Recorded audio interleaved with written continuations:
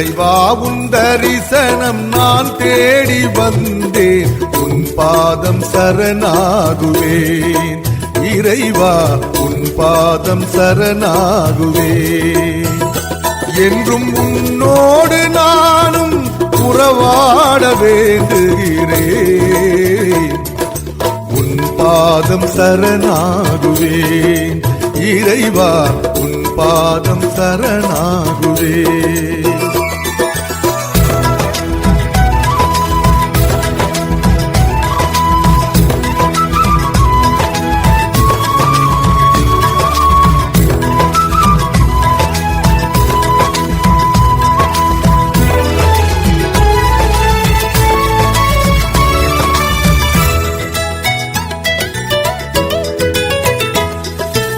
இறைவா உன் வார்த்தை நிதமும் கேட்க உன் பாதம் அமர்ந்துள்ளே, உன் பாதம் அமர்ந்துள்ளே. இறைவா உன் வார்த்தை நிதமும் கேட்க உன் பாதம் அமர்ந்துள்ளே, உன் பாதம் அமர்ந்துள்ளே. என்றும் உன் வார்த்தை நிஜமானது, உன் வார்த்தை மாறாதது. வானம் பொழிவதும் பூமி செழிப்பதும் உந்தன் வார்த்தையாலே, இங்கு மக்கள் யாவரும் மகிழ்ந்து வாழ்வதும் உந்தன் வார்த்தையாலே. இந்த உலகெல்லாம் அழிந்து மண்ணோடு மறைந்தாலும் உன் வார்த்தை அழியாது, வார்த்தை அழியாதது. இறைவா உன் வார்த்தை அழியாதது.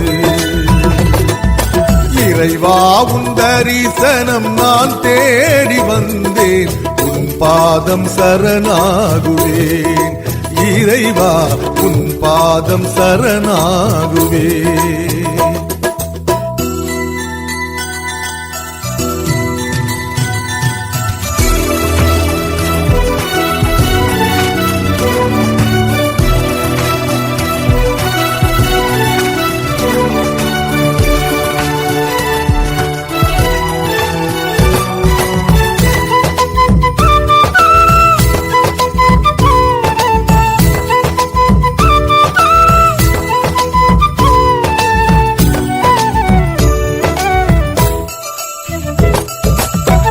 வானம் சீவக்க விடியல் முழங்க உன் ராகம் இசைத்திடுவே, உன் ராகம் இசைத்திடுவே. கீழ்வானம் சீவக்க விடியல் முழங்க உன் ராகம் இசைத்திடுவே, உன் ராகம் இசைத்திடுவே. என்றும் உன் வார்த்தை ஒளியானது, உன் வார்த்தை உயிருள்ளது.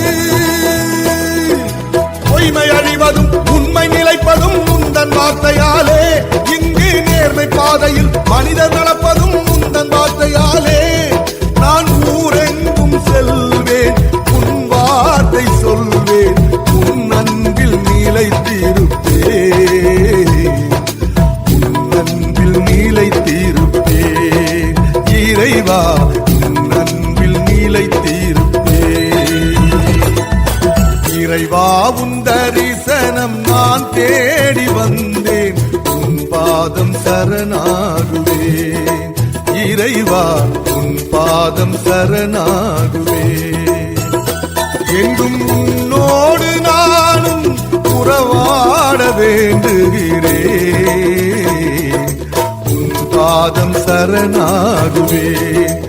இறைவா உன் பாதம் சரணாகுவேன். இறைவா உன் தரிசனம் நான் தேடி வந்தேன், உன் பாதம் சரணாகுவேன். இறைவா உன் பாதம் சரணாகுவேன். பொதுக்காலம் 17ஆம் வாரம் திங்கட்கிழமை. ஜூலை 29 புனித மார்த்தா திருவிழா. யோவான் எழுதிய முதல் திருமுகத்திலிருந்து வாசகம். அதிகாரம் 4 இறைவசனங்கள் 7 முதல் 16 முடிய. அன்பார்ந்தவர்களே, ஒருவர் மற்றவரிடம் அன்பு செலுத்துவோமாக. ஏனெனில் அன்பு கடவுளிடமிருந்து வருகிறது. அன்பு செலுத்தும் அனைவரும் கடவுளிடமிருந்து பிறந்தவர்கள். அவர்கள் கடவுளை அறிந்துள்ளார்கள். அன்பு இல்லாதோர் கடவுளை அறிந்து கொள்ளவில்லை. ஏனெனில் கடவுள் அன்பாயிருக்கிறார். நம் வாழ்வு பெறும் பொருட்டு கடவுள் தம் ஒரே மகனை உலகிற்கு அனுப்பினார். இதனால் கடவுள் நம்மீது வைத்த அன்பு வெளிப்பட்டது. நாம் கடவுள் மீது அன்பு கொண்டுள்ளோம் என்பதில் அல்ல, மாறாக அவர் நம்மீது அன்பு கொண்டு தன் மகனை தம் பாவங்களுக்காக கழுவாயாக அனுப்பினார் என்பதில்தான் அன்பின் தன்மை விளங்குகிறது. அன்பார்ந்தவர்களே, கடவுள் இவ்வாறு நம்மீது அன்பு கொண்டார் என்றால் நாமும் ஒருவர் மற்றவர் மீது அன்பு கொள்ள கடமைப்பட்டிருக்கின்றோம். கடவுளை எவரும் என்றுமே கண்டதில்லை. நாம் ஒருவர் மற்றவரிடம் அன்பு கொண்டுள்ளோம் என்றால் கடவுள் நம்மோடு இணைந்திருப்பார். அவரது அன்பு நம்மிடம் நிறைவு பெறும். அவர் தமது ஆவியை தமக்கு அருளியதார் நாம் அவரோடு இணைந்திருக்கிறோம் எனவும் அவர் நம்மீடு இணைந்திருக்கிறார் எனவும் அறிந்து கொள்கின்றோம். தந்தை தனது மகன் உலகிற்கு மீட்பராக அனுப்பினார் என்பதை நாங்களே கண்டறிந்தோம், சான்று பகிர்கின்றோம். இயேசுவே இறைமகன் என ஏற்ற அறிக்கையிடுவோடு கடவுள் இணைந்திருக்கின்றார். அவரும் கடவுளோடு இணைந்திருக்கிறார். கடவுள் நம்மோடு கொண்டுள்ள அன்பை அறிந்துள்ளோம், அதை நம்புகின்றோம். கடவுள் அன்பாயிருக்கின்றார். அன்பில் நிலைத்திருக்கிறவர் கடவுளோடு இணைந்திருக்கிறார். கடவுளும் அவரோடு இணைந்திருக்கிறார். இது ஆண்டவர் வழங்கும் அருள்வாக்கு. இறைவா, உமக்கு நன்றி. நற்செய்தி வாசகம். நீரே மெசியா, நீரே இறைமகன், நீரே உலகிற்கு வரவிருந்தவர் என நம்புகிறேன்.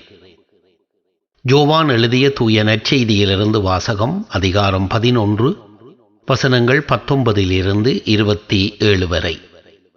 அக்காலத்தில் சகோதரர் இறந்ததால் மார்த்தா, மரியா இவர்களுக்கு ஆறுதல் சொல்ல பலர் அங்கே வந்திருந்தனர்.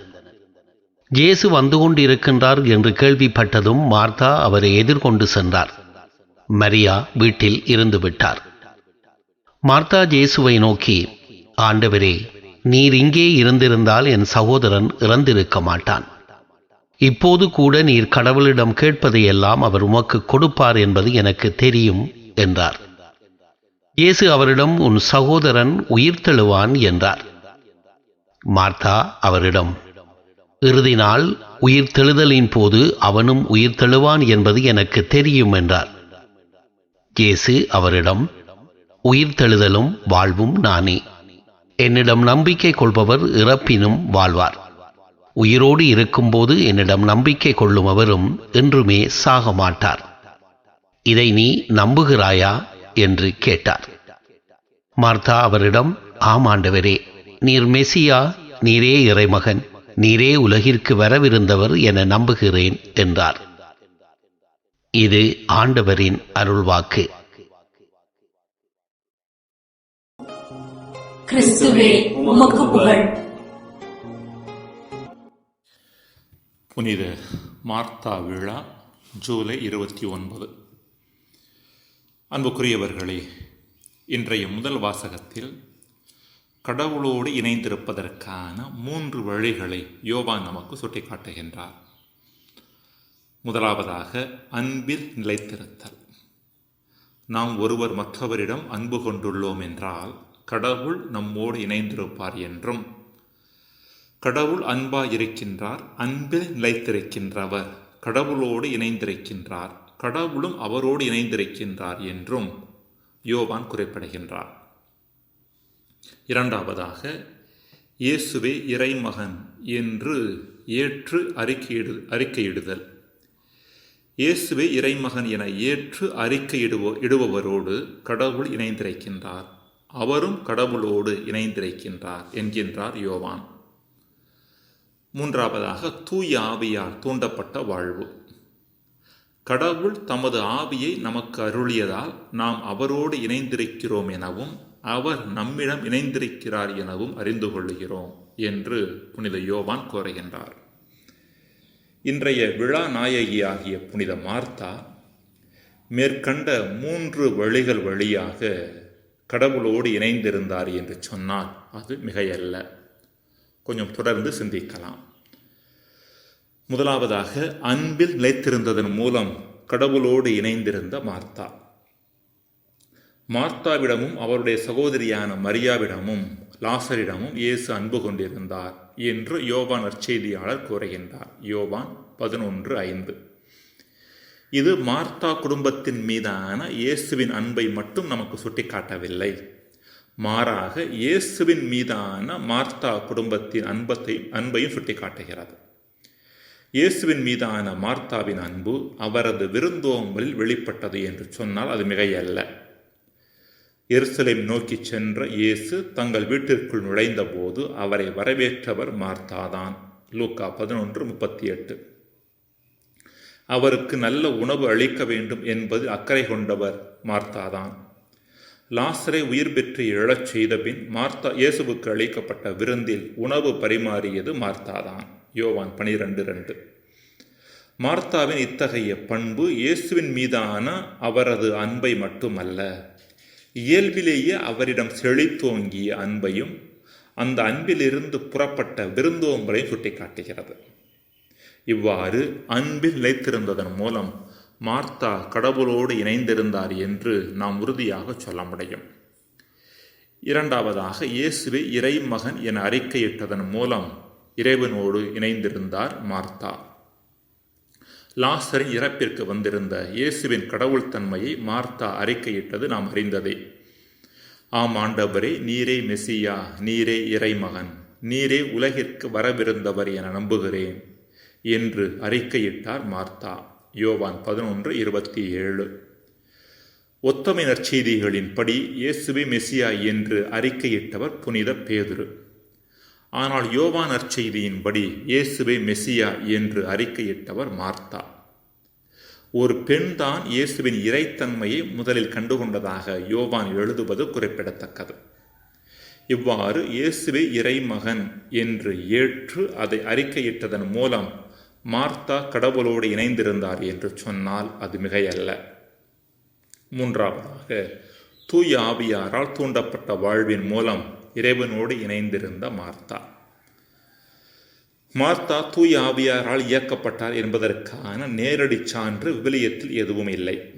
எனினும் தூய ஆவியால் ஆட்கொள்ளப்பட்டவர் அன்றி வேறு எவரும் இயேசுவே ஆண்டவர் என்று சொல்ல முடியாது, இதை நீங்கள் தெரிந்து கொள்ள வேண்டும் என்ற புனித பவுலின் வார்த்தைகள் மார்த்தா எந்த அளவிற்கு தூய ஆவியாரால் நிரப்பப்பட்டவராக இருந்தார் என்பதை நமக்கு பறைசாற்றுகின்றன.